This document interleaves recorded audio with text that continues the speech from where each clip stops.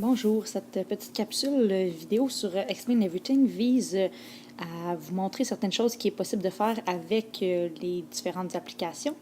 Mais donc, pas nécessairement de comment utiliser le crayon ou comment utiliser le texte, mais plutôt comment optimiser ces outils-là. Donc, la première chose ici, j'ai fait 2 carrés. Donc, si on voulait travailler quelque chose au niveau des transformations, soit mathématiques, ou si on voulait comparer différents éléments, ici, j'aurais une boîte qui permettrait de multiplier par 2. Donc, je pourrais commencer avec 2. Et là, on se questionne, 2 fois 2, ça donne... Ah ben oui, ça donne 4. Ça fonctionne. Encore là, 3 fois 2, 3 fois 2, ça va donner 6. C'est bon.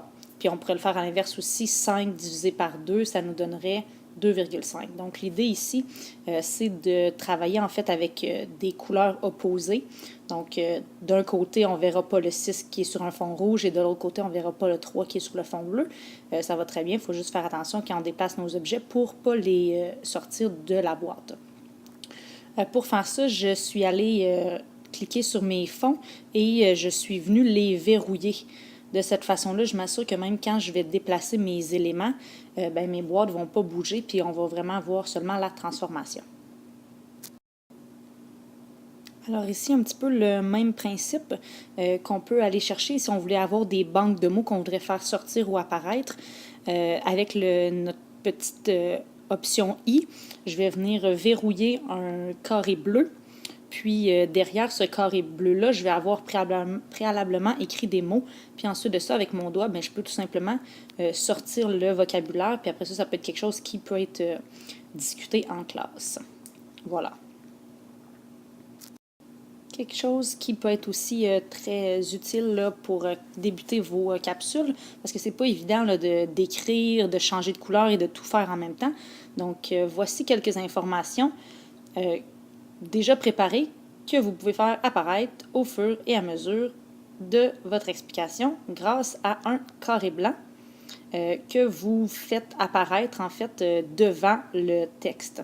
Donc, encore une fois, avec notre option I, on va venir ici mettre au premier plan le carré blanc.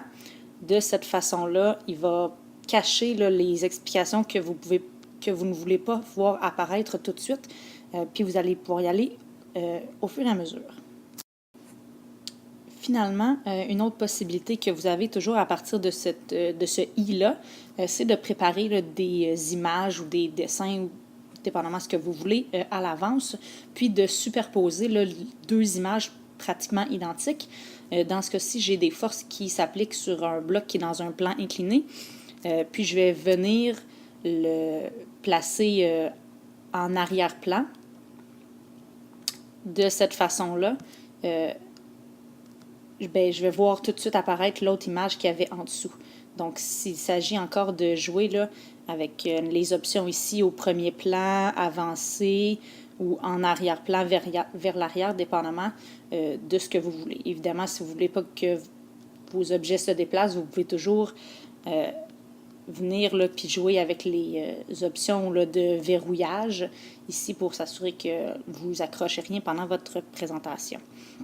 Donc, c'était ça l'idée d'un petit peu optimiser ces possibilités-là que vous avez pour rendre vos capsules beaucoup plus faciles à faire quand on débute. Bonne poursuite!